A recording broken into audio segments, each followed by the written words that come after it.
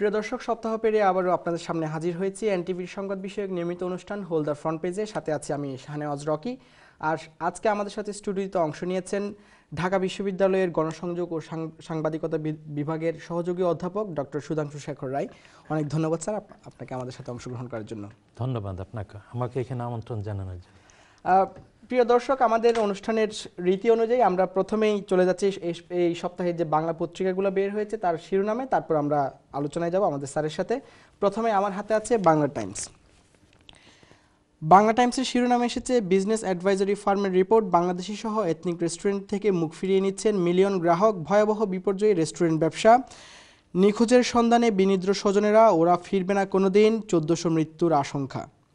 এবং সেই সাথে রাজনৈতিক একটি হেডলাইন, রাজনীতির ম্যাক কাটছে প্রধানমন্ত্রীর সংলাপের প্রস্তাব, রাজি বিএনপি।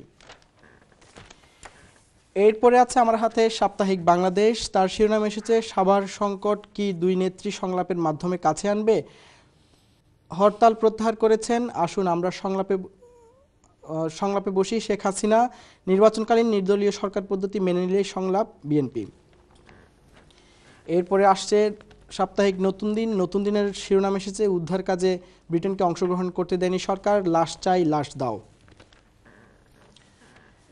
তারপর এসেছে বাংলা পোস্ট। বাংলা পোস্টের শিরোনাম সাভার ট্র্যাজেডির, মৃত উদ্ধার 392, জীবিত উদ্ধার 2517, নিখোঁজ অসংখ্য।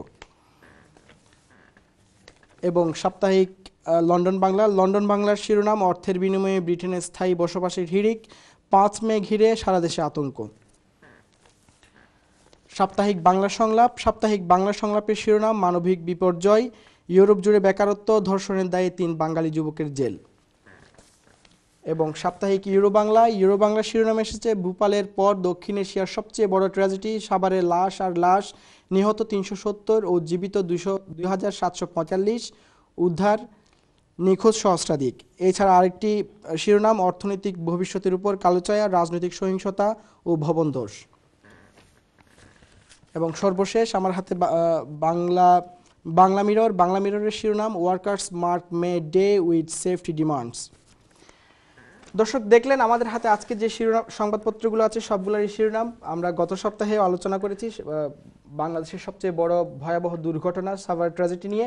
তবে এখানে মৃতের সংখ্যাটা এখন বেড়ে দাঁড়িয়েছে 621-এ, যেটা আজকের সর্বশেষ শিরোনাম। এবং অনেকগুলো হতাহতের ঘটনা আমরা দেখেছি। আমরা এই বিষয়ে স্যারের সাথে আজকে আলাপ করব। তবে আমরা গত সপ্তাহে আলাপ করে নিয়েছি কেন এই দুর্ঘটনা, এর সাথে জড়িত কারা এবং অপরাধীদের কী ধরনের শাস্তি হওয়া উচিত, এই বিষয়ে আমাদের অতিথিরা আলোচনা করে গেছেন। তবে আমাদের আজকের অতিথি আলাপ করবেন আমাদের সংবাদ গণমাধ্যমগুলোর ভূমিকা কী ছিল এবং কি হওয়া উচিত ছিল এবং কি হওয়া উচিত ছিল না।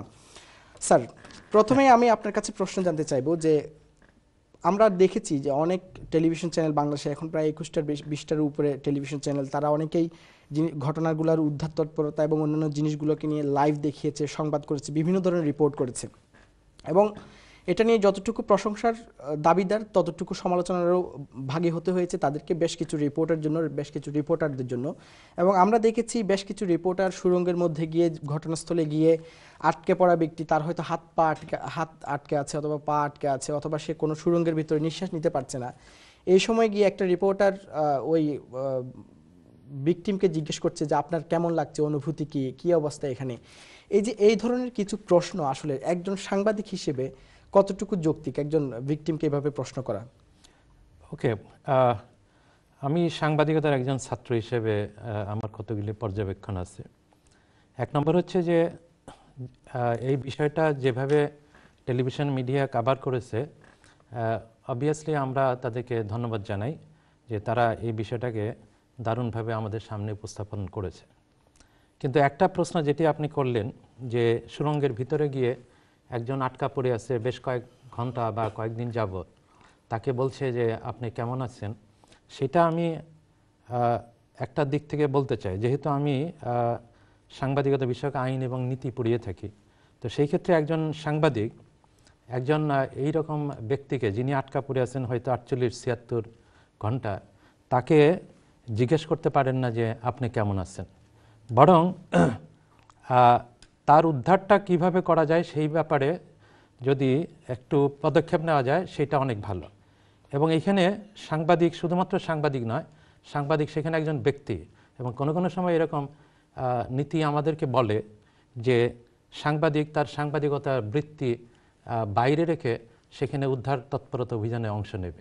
অতএব এইটা একটা দিক যে আমরা একটা সার্টেন সীমা পর্যন্ত আমাদের এই কাজগুলো করতে পারি, কিন্তু কতগুলি জায়গা আছে সেখানে আমরা এই ধরনের প্রশ্নগুলি করতে পারি না।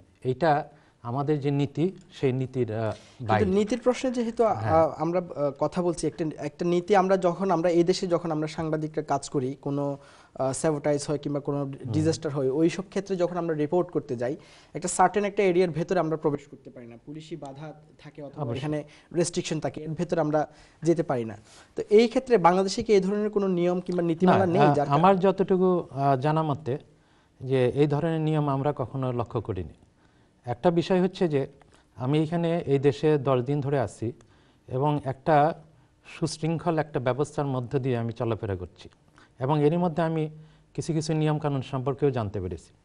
এখন এই যে দিকটা, যে একটা দুর্ঘটনা যখন ঘটে যায় তখন পুলিশ একটা জায়গা পর্যন্ত কর্ডন করে ফেলে যাতে তাদের কাজের একটা সুবিধা হয়, এবং সেখানে অনেক ক্ষেত্রেই সাংবাদিক বা অন্য কেউ এরকম যেতে পারে না।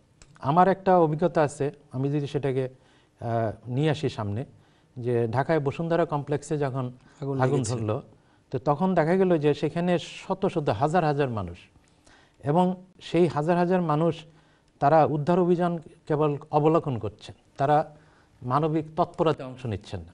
এবং সেখানে দেখা যাচ্ছে যে হেলিকপ্টারে করে কীভাবে উদ্ধার করছে সেইটা লোকেরা দেখছে যে এটার সঙ্গে এক ধরনের সেন্সেশন আছে এবং একটা গ্ল্যামার আছে।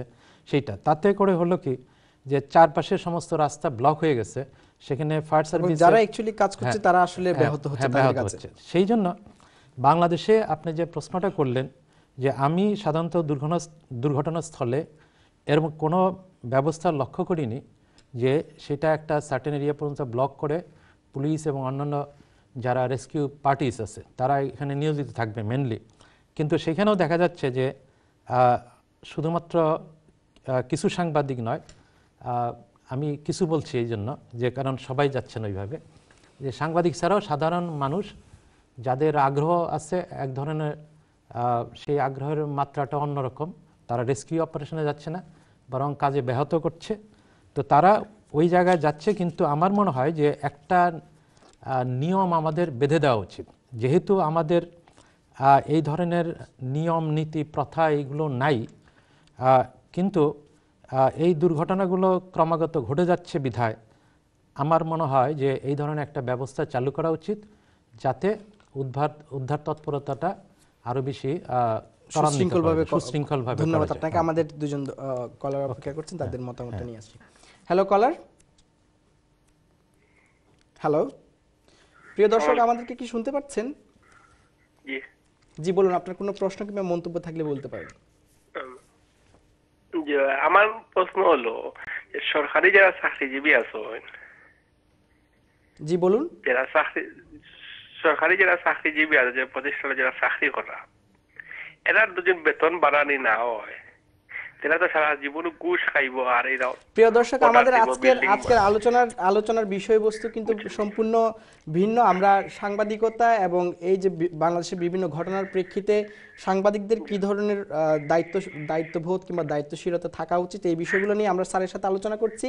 আমরা এইসব আজকে বাংলাদেশের রাজনৈতিক প্রেক্ষাপট থেকে একটু ভিন্ন আঙ্গিকে রাজনীতি নিয়ে আলোচনা করছি, তবে একটু অফ ট্র্যাকে আলোচনা করছি। ধন্যবাদ আপনার মন্তব্যের জন্য। আমরা পরবর্তী কলারে যাচ্ছি।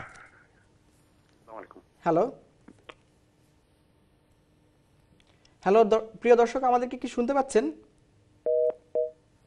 মনে হয় আমরা হারিয়ে ফেলেছি। এই প্রসঙ্গে আমি আরেকটু অ্যাড করতে চাই, সেটা হচ্ছে যে 2009 সালে যখন বিডিআর ইস্যু দাঁড়িয়ে গেল, তো তখন আমাদের ব্রডকাস্টিং জার্নালিজম একটা ডাইমেনশন পেয়ে গেল। তারা যেভাবে কাভার করা শুরু করলো প্রথম দিন, এবং সেই কাভারেজের মধ্য দিয়ে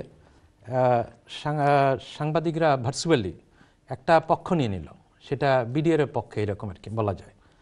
এবং সেকেন্ডের থেকে তাদের রিয়ালাইজেশন হয়ে গেল যে তাদের কাভারেজের ধরনটা অলমোস্ট ওয়ান সাইডেড হয়ে যাচ্ছে। যাই হোক, এটার পরে এক পর্যায়ে এই ঘটনাটা শেষ হয়ে যাওয়ার পরে একটা প্রশ্ন উত্থাপিত হয়েছে যে আমাদের ব্রডকাস্টিং মিডিয়াগুলো mainly print media to some extent যে নীতিসম্মতভাবে এই ইস্যুটা কাভার করতে পেরেছে কিনা, এবং এটা নিয়ে অনেক ক্রিটিসিজম হয়েছে।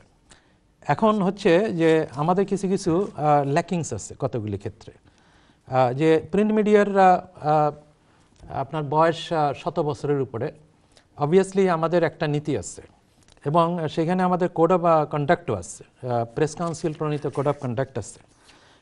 প্রিন্ট মিডিয়া অনেকাংশে সেই কোড অফ কন্ডাক্ট মেনটেন করে অনেক সময় চলে, কিন্তু ব্রডকাস্টিং মিডিয়ার উদ্ভব হয়ে গেল এবং ওপেন এরাতে এসে এর বয়সটা প্রায় 15 বছর, কিন্তু দুর্ভাগ্যজনকভাবে আমাদের একটা ব্রডকাস্টিং পলিসি নেই, এখনো পলিসি নেই। কিন্তু আপনি যেটা বললেন যে বিডিআর বিদ্রোহের ঘটনায় এক পক্ষে একটা রিপোর্ট তৈরি করার প্রবণতা ছিল, একটা মনে হয়েছে কিন্তু একটা বস্তুনিষ্ঠ সাংবাদিকতা যখন করতে চাইবে, নিরপেক্ষ সাংবাদিকতা যখন করতে চাইবে, তখন একজন সাংবাদিকের ভূমিকা কি হতে হবে এবং তার কোন অ্যাঙ্গেল থেকে সেই রিপোর্টটা করলে নিরপেক্ষ হবে বলে মনে হয়? বিষয়টা হচ্ছে যে বস্তুনিষ্ঠ সাংবাদিকতা এটা একটা প্রত্যয়, এবং বিশেষ করে মার্কিন যুক্তরাষ্ট্রে বস্তুনিষ্ঠ সাংবাদিকতা এই বিষয়টি নিয়ে দারুণভাবে কথাবার্তা বলা হয়। আমি ধারণা করি যে ব্রিটেনে এরকম আছে, কিন্তু এর পাশাপাশি আর একটা এলাকাও আছে যে বস্তুনিষ্ঠ সাংবাদিকতা অনেক সময় ভিতরের অনেক কিছুকে প্রকাশ করে না, সেই জন্য আমরা বস্তুনিষ্ঠ সাংবাদিকতার বাইরে গিয়েও এক ধরনের সাংবাদিকতা করি, সেটাকে আমরা বলছি ব্যাখ্যামূলক সাংবাদিকতা। এখন যেটা হচ্ছে যে সাদা চোখে যে জিনিসটি আমি দেখলাম সেটাকে হয়তোবা মনে হয় বস্তুনিষ্ঠ, কিন্তু সেই সাদা চোখে দেখার পেছনে আরেকটা দেখার চোখ থাকা দরকার, সেখানে অনেক কিছু ঘটে, সেই জায়গাটায় আমরা অনেক সময় যেতে পারি না। এখন বিডিআর ইস্যুতে এটা যদিও পুরনো হয়ে গেছে, তারপরে আমি এটা বলতে চাই যে সেখানে বিডিআর সেনাদের, আমি তাদেরকে ডিসরেসপেক্ট করছি না, তাদেরকে শ্রদ্ধা রেখেই বলছি যে সেখান থেকে কতগুলি ইন্টারভিউ বা এই জাতীয় পদ্ধতির মাধ্যমে ইনফরমেশনগুলো যখন নেওয়া হচ্ছে, তখন সেনাবাহিনীর দিক থেকে যে ইকুয়ালি ইনফরমেশন বা ইন্টারভিউয়ের মাধ্যমে কিছু কিছু ইনফরমেশন জেনারেট করা যেতে পারত, তাতে একটা রিপোর্ট যেভাবে ব্যালেন্স করা যায় সেরকম ব্যালেন্সিংটা বিডিআর ইস্যুতে প্রথম দিকে ঘাটতি ছিল।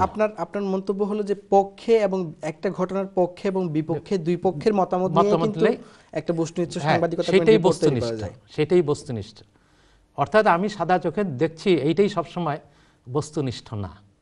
ধন্যবাদ আপনাকে আপনার সুন্দর এবং গঠনমূলক মন্তব্যের জন্য। তবে আমাদের এই সেগমেন্টের সময় হয়ে গেল বিরতি নেওয়ার, আমরা বিরতির পর আবারও ফিরে আসবো। ধন্যবাদ। প্রিয় দর্শক, যাচ্ছি ছোট্ট একটি বিজ্ঞাপন বিরতিতে, আসবো আবারও আমাদের প্রিয় স্যারের কাছে সাংবাদিকতার বিষয়বস্তু এবং বর্তমান রাজনৈতিক এবং অন্যান্য প্রেক্ষাপটে তার কি মন্তব্য তা জানবো।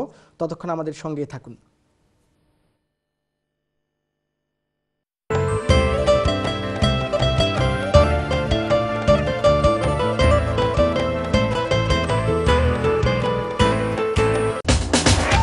আপনারা দেখছেন হোল্ড দ্য ফ্রন্ট পেজ, সৌজন্যে সাপ্তাহিক বাংলা টাইমস এবং মাহবুব এন্ড কো অ্যাকাউন্ট।